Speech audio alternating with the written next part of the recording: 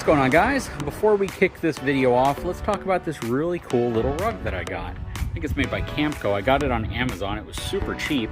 It uses Velcro to attach it. So you basically put some Velcro strips down here. It goes on top. It's got a nice kind of a textured carpet grip to it, and clean your shoes off if you have this style of step. I know they have the kind that wrap around the step, and I think they still work on these as well, so I might try those and see which one I like the best. But this one, again, just has Velcro strips, so you can rip it off, clean it off, put it back on, and you don't have to worry about those little spring clips on the bottom. I thought it came with 4 of them, but I should have read the directions more carefully because it comes with 1.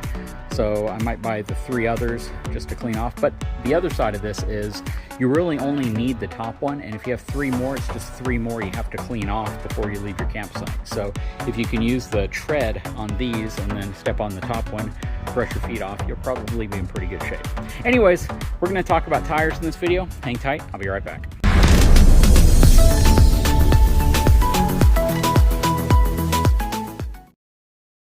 All right, so if you've watched the entire series on our brand new Coachman Brookstone 398 MBL Concept Edition, I call it the BTBRV Edition, this was the unit that I collaborated with Coachman on developing. Now, this is a really cool unit because there's a lot of innovative stuff, but one of the things that I think rises to the top in terms of innovation is the fact that it has 8,000-pound axles and it has Goodyear K-Max tires. What are K-Max tires? Well, this is a tire that was specifically developed for the European and Middle Eastern markets for ultra-high heat capabilities. Basically, this tire is designed to run over incredibly hot conditions, hot roadways. So they'll probably fit in really well here in South Texas where it gets incredibly hot. Now, the downside to these tires is that they only carry a 62 mile per hour maximum speed rating. You heard me right, 62 miles per hour, which for the most part is okay with me because I usually tow around 62 miles per hour. But then again, because I'm towing a big fifth wheel, most people might think that I'm retired and I just drive slow. Anyways, this specific setup is a very robust setup. It is designed purely for a commercial application. So using it on an RV is most certainly overkill. Now, why is this overkill? Well, because of the load rating. This has over 6,000 pounds per tire load capacity. These tires carry a J load rating, which is insane. Super, super high. To put that in context, it's the same load rating that I have on my lowboy trailer and my dump trailer, and that was overkill for those trailers. These tires are definitely capable of handling far more weight than I'll ever rest on them, and that's a good thing, right? The downside, again, is the 62 mile an hour speed limit. Now, I know that there is some flexibility to that. You can go over that for a period of time and be completely fine. So I'm still considering, should I upgrade, should I move to a different tire, or should I just simply keep these until they wear out? I ran a poll, and the vast majority of people said I should upgrade to a tire with a higher speed rating, considering many interstates now go all the way up to about 85 miles an hour, and I'll essentially look like I'm sitting still if I keep these on some of those roadways, because I will not take these anywhere near that speed. I might go upwards of maybe under 70 miles an hour for a very short period of time, but then drop back down to that 62 mile an hour limit of the tire. I definitely don't want to go over what a tire manufacturer claims to be their maximum rating. Anyways, I love these tires. It is really odd to see this size of tire on an RV as well. Not the 17.5-inch side. You're seeing that more and more often on a lot of higher end brands. If you don't understand what these mean, this simply means it's 245 millimeters as far as the tread touching the ground. This essentially means that 70% of that thickness is the height of your sidewall, and then a 17.5 inch wheel. And this is essentially called your aspect ratio. So 245 millimeter width, 70% aspect ratio, and 17.5 inch wheel right here. So this is, again, a very odd size to see on RVs, but I think manufacturers are kind of moving or edging up that way. Typically, you would see a 215, a 75, 17.5 if you were looking at 17.5 inch wheels, like on a DRV or a Lux or something like that. You're starting to see a few more with 235s, but 245 is definitely a wide tire. Now, This is, again, a phenomenal tire because this tire is at home on much, much heavier duty trailers in terms of maximum payload capacity. I like them on here. It's actually kind of painful to think that I'll be giving them up to go to something that hopefully is going to be just as robust but has a higher speed rating, because these are really, really good tires. Now, the topic I want to talk about in terms of tires, aside from what you saw here, is the industry in general. You're starting to see a trend with a lot of manufacturers moving to a minimum of a G-rated tire. Whether or not it's a Westlake tire or a Sterling tire or a number of other brands out there, whether it's a Saloon, there's a lot of them out there, but they're starting to get it, and they realize that a G-rated tire is what most people are expecting to see. I hope that my channel helped drive that mentality. That's definitely one of those things that I started advocating for a long time ago. But G-rated tires to me are so important because it's not just moving from an F to a G. When you move to a G-rated tire, you're essentially moving to a commercial spec tire. They call it an all-steel tire. And most of the time, those tires are going to be regroovable, retreadable. They're going to have these terms that you typically would know very often if you were in the commercial fleet world, but you would never hear about in the light-duty world. And when you see a G-rated tire, even if it's manufactured in China, even if it's manufactured in Europe or in the US, typically you're getting a pretty good quality tire. I get people asking me all the time, they bought a Grand Design that has Westlake G-rated tires, or even the new Cooper Roadmaster tires that you're seeing on a lot of RVs, and they're like, should I upgrade to a Saloon tire? In my honest opinion, and this is my opinion, I don't think you need to. I think in most cases, a G-rated tire is going to have the same quality across the board. I hope that is the case, at least. I hope that stays the case if it is today. Down the road, I hope they don't go super cheap and decide to make a tire called a G-rated tire, but doesn't have the capabilities of a true G-rated tire or the quality characteristics of a G-rated tire. So all that being said, at the end of the day, I'm glad to see the market starting to transition to G-rated tires as OEM standard spec on a lot of RVs.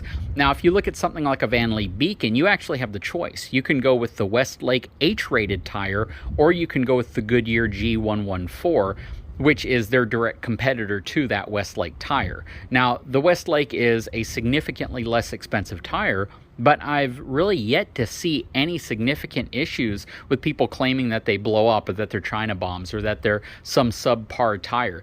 And in reality, almost all the G-rated tires I've seen have had very, very few complaints in terms of blowouts. I know they still exist. I'm sure people who watch my videos have had one or two of them blow out. I know that even if you get the most expensive Goodyear tires, the 114s or the K-Max, I'm sure people have experienced blowouts with them. Tires are tires. Who knows what you could have hit or what could have happened or what manufacturer's defect may have occurred to your specific tire.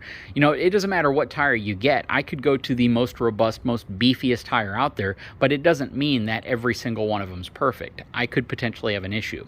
The whole point of this video is to basically focus on the fact that I'm glad to see the RV at least moving in the direction of putting a better quality tire on their RV. I still see most of your bumper pull towables that are running lower spec tires, and that's unfortunate. I do wish they would move to a higher spec tire. I believe Trans Eagle or one of those brands actually has a G-rated 15-inch tire.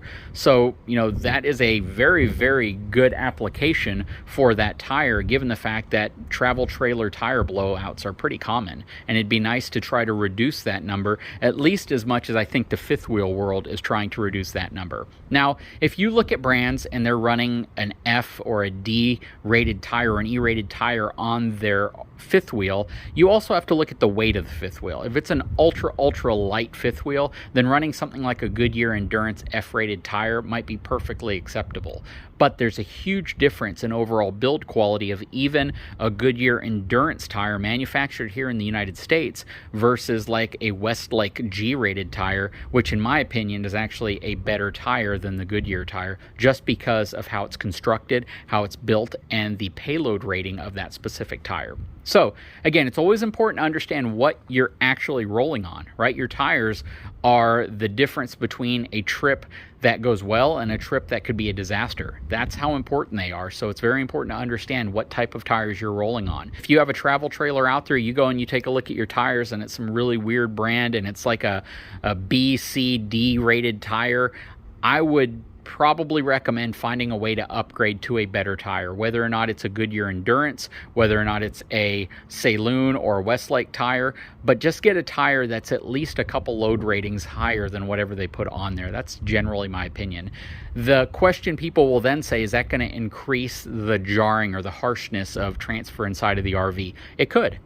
To be honest with you, it could. It could increase it marginally because like a J-rated tire is going to have a very stiff sidewall to it. It's not going to be the same as a G-rated tire. It's going to be what I would consider to be marginally stiffer. So you do have to factor that in. It could create a little bit more vibration inside of the unit. Not much, but it's definitely going to be there. When you move from an F-rated tire to a G-rated tire is where you're going to see that the most, simply because an F-rated tire is a much softer compound, softer material, and lighter duty tire than a G-rated tire. So that's going to be the biggest jump. If you're moving from a G-rated to an H-rated to a J-rated tire, it's probably not going to be that much of a difference. But yeah, from F to G will be a huge difference. Anything below that, I don't think you would experience much of a difference, if any difference at all. So again, just something to keep in mind. And to put into context some of this, my F450 actually has Continental, they're Conti Hybrid HD3s. They are G-rated tires that actually are on my truck from the factory. And this is kind of an example of what I'm talking about. These Castle Rock ST tires, this is a 225/75 R15, and this tire is going to be a 10-ply rated tire.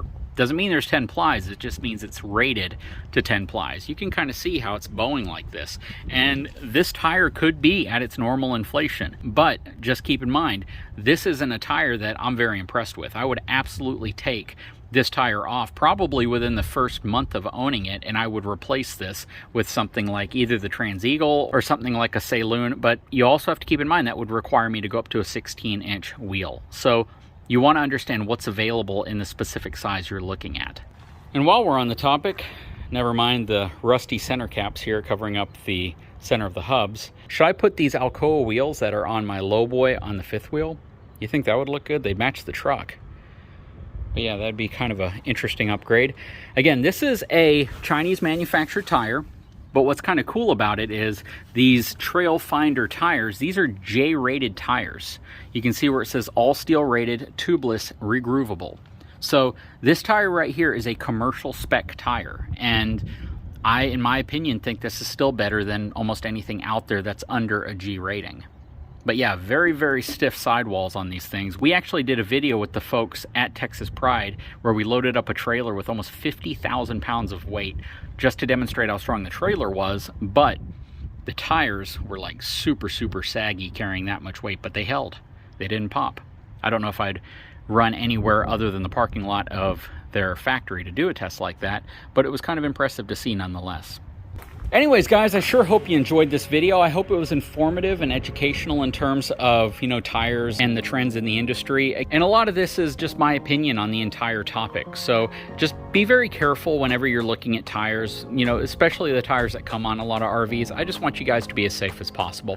Anyways, guys, if you haven't had a chance, please take a moment, subscribe to my channel, give me a thumbs up, and we'll talk to you again very soon.